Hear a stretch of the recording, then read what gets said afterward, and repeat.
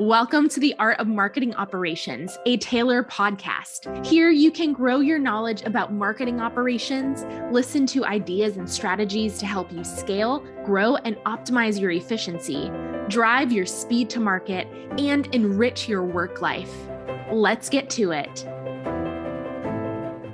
Welcome to the Art of Marketing Operations, a Taylor podcast. I'm Glenn Bottomley, and today my guest is Amy Strickland, Director of the Marketing Operations Consulting Practice at Cella, a team that consults with in-house agencies and creative teams to strengthen and expand their abilities through the right people, process, technology, and financial management. Thanks for joining us today, Amy. I'm happy to be here, Glenn. Thanks for having me. Well, let's start off right away with a fun fact about you, and that is that a few years ago, when you were involved in college radio. So does being a guest today on our podcast, does it bring back all sorts of fun memories? Yeah, you're very kind to say only a few years ago, but yes, it does bring back many fond memories. I was originally actually into college radio for the music and playing it, but I really learned to love being on air, and I had a lot of fun with it. I was also, just another fun fact, I was the station manager for a while. Sometimes I think maybe that was my first taste of ops, you know. Yes, exactly. Yeah, you were right there, right at the ground floor, making it happen. That's excellent. Well, now let's move on to into marketing operations. So now you have had such a varied marketing career with stops along the way at Walmart, Sam's Club, Dolby, and then most recently at Athleta. So with that diversity of background, what's the common thread that you've seen through all of those roles? And what do you see as sort of some of the memorable lessons that you've kind of picked up along the way? Oh, yeah, I would say the common thread is definitely, for me, has been process. Designing process, implementing process, redesigning process. I have often been brought in either before, during, and after some kind of a transition in a marketing department. And in any operations transition, the process has got to be the first thing you look at, and also the last thing you look at. It really sits under everything else, and everything else stems from it, including, people's day-to-day jobs, roles, and responsibilities, how you use technology in your marketing department to enable those processes, and even when you think you don't have a process, you do. It just may not be optimized. So I would say for me, that's definitely been the common thread and one of the things that I love to dig into. In terms of lesson, well, that's most definitely measure everything you possibly can. Even if you think it's not worth your while, you might find someday a reason that you will need those counts and those measures. In operations, I think of metrics as like the currency, right? The more currency you have to spend, then the faster you're going to progress in your operation. Two really good comments there. I love your comment about even if you don't have a process, you do. It's not optimized. Yes, that's right. Very, very true, because either not documented or not talked about, but there is a process. People are doing something. Mm-hmm. Yep, exactly. And then naturally, we're going to try to make it more efficient and so forth. But are you making something that's inherently inefficient more optimized or not?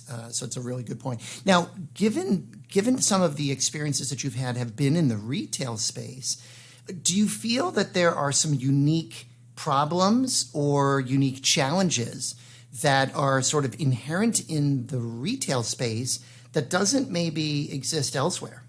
Oh, for sure. I mean, omni-channel retail especially is its own sort of special beast, the many-headed beast that, there's a ton of photography, a ton of assets. Everyone has that. The complexity of coordinating what should be really simple messaging across a bunch of different stakeholder groups and functions, and doing all of that at warp speed. And then I guess depending on what kind of retail you're in, you could do that same thing 4 to 12 times a year, depending on what you're selling. So it's definitely its own special beast, and has its own set of challenges. I would also say it has its own opportunities for creativity, particularly in apparel, that might not be present in some other industries. around photography and partnerships and brand building, for sure. Yeah. In my own personal career, I had one experience for a couple of years in retail, and it was at Sears Holdings Corporation, the Sears and Kmart stores. And I very much agree with you about the speed at which that the retail industry moves. I recalled that there would be a campaign that would be created, and within a day or two, every single store was outfitted with all of the changes. It was staggering the speed that the retail industry moves at. So it was really, really quite fascinating. So to your point, people the who make importance that of process happen are absolutely incredible. Yeah, absolutely. It was incredible. And back to your point about the process, it's so critical because to ensure that speed, the process just has to be so locked in. Yeah, so really good point. Now, let's dive in a little bit on one of your retail experiences, and that was at Sam's Club. So I know that you initially were responsible for creative operations for the digital ops team, but then you expanded by then managing all of marketing operations for Sam's Club. So what differences did you sort of see between marketing operations and creative operations? Yeah, for sure. So just to go into a little more detail on that, my first role at Sam's was building a creative operations function that had an exclusively digital purview from the ground up. So I had to figure out what was the work that was going to come to this team? Where was it coming from? Who was it coming from? What was it? How much of it was there? What kind of people did I need to do it? So, the whole ground up strategy and execution of what that team was going to do for digital only. And then in my second role, I was asked to bring together the digital teams that we'd built separately from another internal marketing team that existed elsewhere in Sam's that largely focused on brick and mortar, so signage, catalogs, promotions, in-store activities. To bring both of those teams together under a single process for planning and execution. So hugely different in day-to-day activities and in the skill set that I was deploying, I guess, at either time. For one, in my creative ops role, I was building from scratch, right? Like I said, and then optimizing. So it was almost like the dream job, right? Like pie in the sky. I got to pick everything. I got to make the process, and what would you build if there were no barriers, right? In the marketing ops role, it was very different because I was reconfiguring from existing processes. I didn't get to pick the people, but I was responsible for building the process and making it work. So that role was a lot more bridge building, right? What can I build and how can I build it so that these teams will feel like they're two parts of a whole, right? So very, very different experiences for me, for sure. Yeah. But the interesting thread of what you described there was the people. In one case, you could actually hire, select, choose, coach, build, develop. And the others, that, like you said, the team was established, and it was more about the coaching and the developing and so forth. So could you sort of boil down the personality characteristics of the professionals who sort of would thrive in either a creative role or in a marketing ops role? Yes. I mean, I'm gonna go out on a limb and overgeneralize a bit, but I think you'll get the picture. I would say that one of the main things that makes people really successful in creative ops is the ability and the desire to focus on creative, to prioritize creative needs, and to know how to work with creatives. When to poke them, when to give them room. It's very, fluid and emotional, and you need to just be able to roll with that and still make progress, but sort of thrive in that squishy with intention. On the flip side, in marketing ops, you're usually dealing with a whole bunch of different stakeholder groups. Creative being just one of those, right? So you're serving the good of the marketing function as a whole, not one specific segment. So those folks tend to employ a little more analytical skill, if you will, and sort of strategic vision, the ability to project forward to see what nets the best outcome for everybody in the marketing department in the long game. So I would say broader, more analytical type folks. Yeah. Effective distinction there. That's really good. So let's talk a little bit about some of the challenges maybe that you've had in your career. So, has there been in any of these very widely recognizable brands and organizations that you've worked for, has there ever been a time where you were trying to implement change at any of those firms, but that you struggled to gain some sort of buy-in? And or conversely, if there wasn't any of that, were there some other sort of industry paradigms that were shifting, that were either impacting progress, along the way? Oh no, I've gotten buy-in every time right from the very beginning. Well, I got that sense from you. If only it were that easy, anybody could do it, right? Yes, I mean, big companies are very complex. There are a lot of stakeholders. There are usually factions, let's be honest, right? There's almost always an old guard and a new guard. And that's actually not limited to big companies. I've been at smaller places and private companies and startups, and they all have some of that. There are just fewer people, individual bodies to bring along than there are at big companies like Sam's or Walmart. My approach to buy-in has always been, what's in it for you? If I can't give you that answer, then I shouldn't even be knocking on your door, because you're not going to come with me. So that's, what's in it for you. When I can answer that for all of the stakeholder groups that I'm trying to sell in on something, then I know I've got a pretty decent shot at getting it through. That's great. Excellent advice. Now, but let's talk also the differences between the size of organizations. So some organizations, and not every company, would have a marketing operations function. So what do you think about, or what do you think companies miss out on if they either don't have a marketing operations function today, or they're thinking about adding one or building one, but they haven't quite yet? What's an organization missing by not having a marketing operations function? Yeah, so it's sort of the value prop in an elevator pitch, right?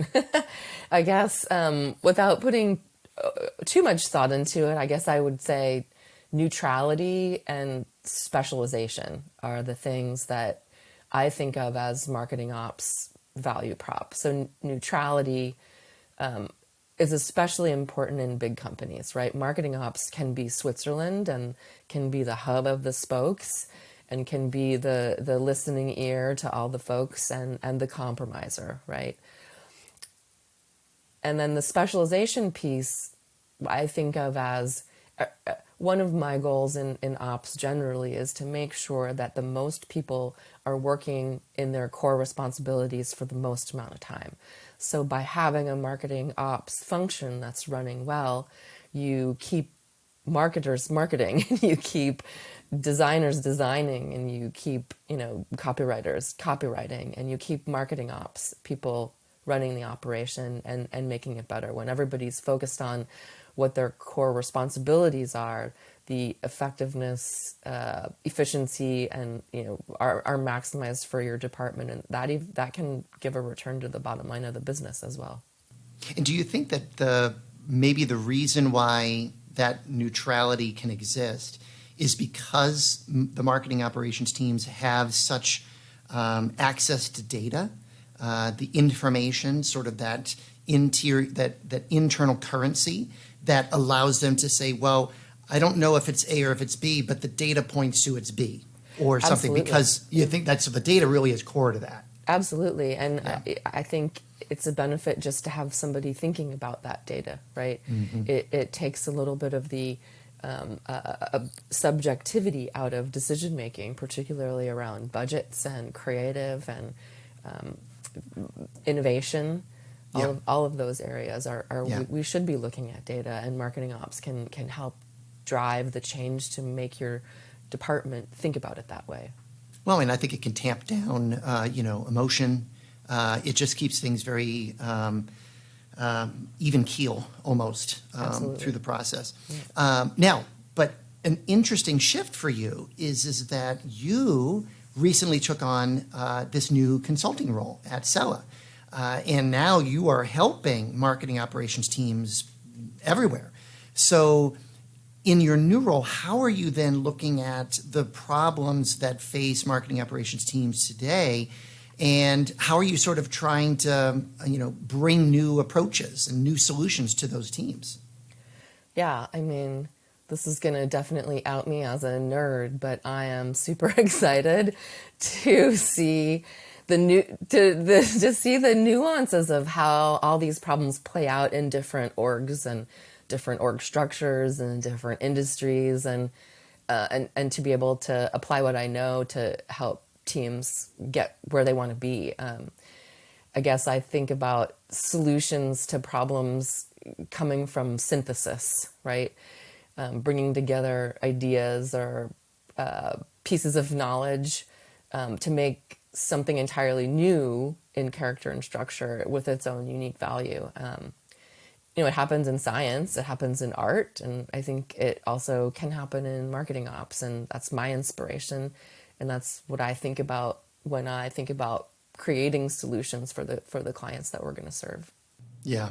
Well, and you just hit on the two pieces that I think is so relevant to this podcast, the art of marketing operations.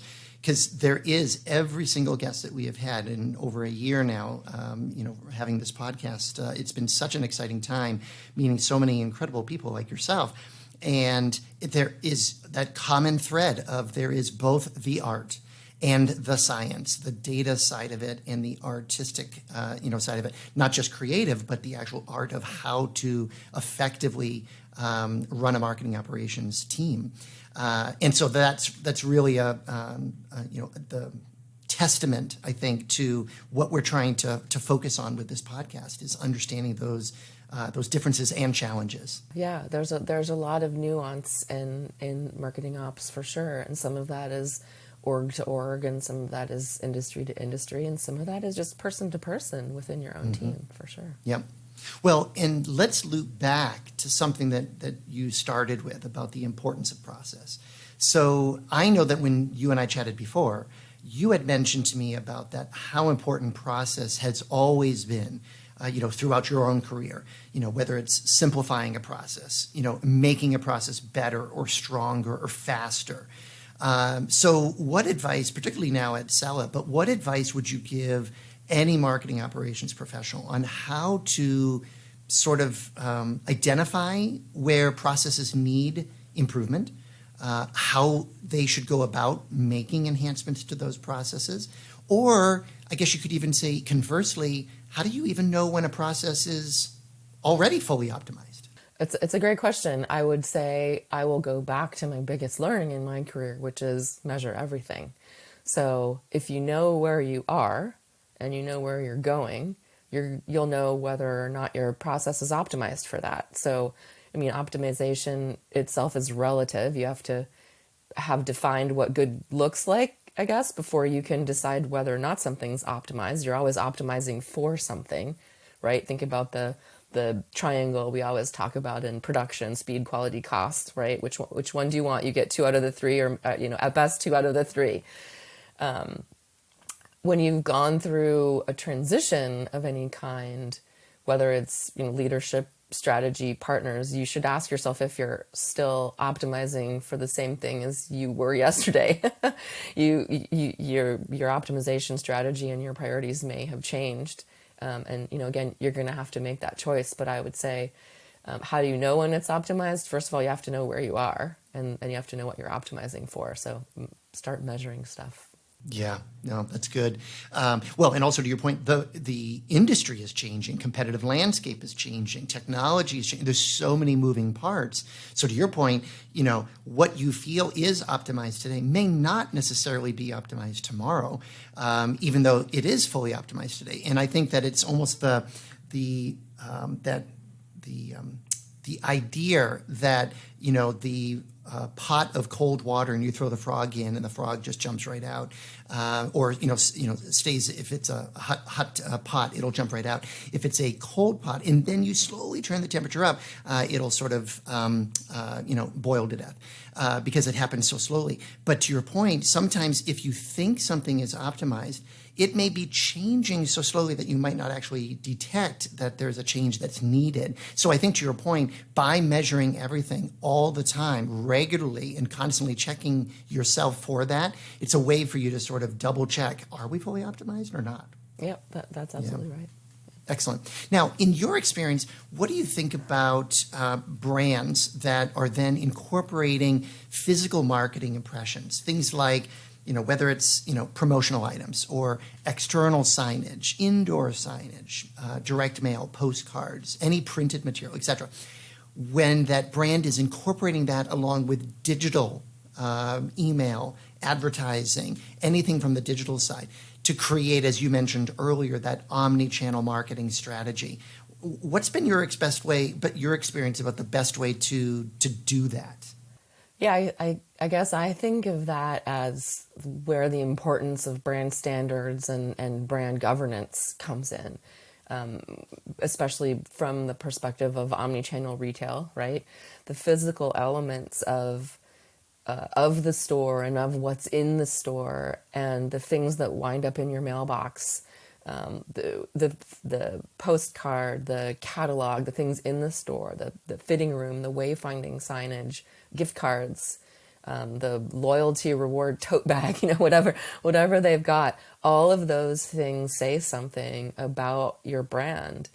And you can say whatever you want about your brand values in digital, but those physical touch points really convey a tangible expression of your brand that doesn't go away when you click the X in the box. There's no X to click. So I think it's critical to get them right and to use your brand standards and brand governance policies to help facilitate that.